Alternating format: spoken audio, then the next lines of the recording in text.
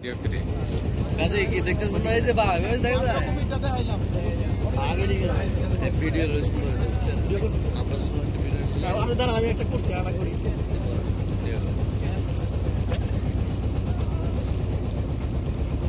আমি করতেছি সুন্দরবনের সকালবেলা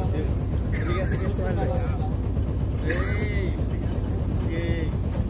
টকটক করতেছে সুন্দরের লোক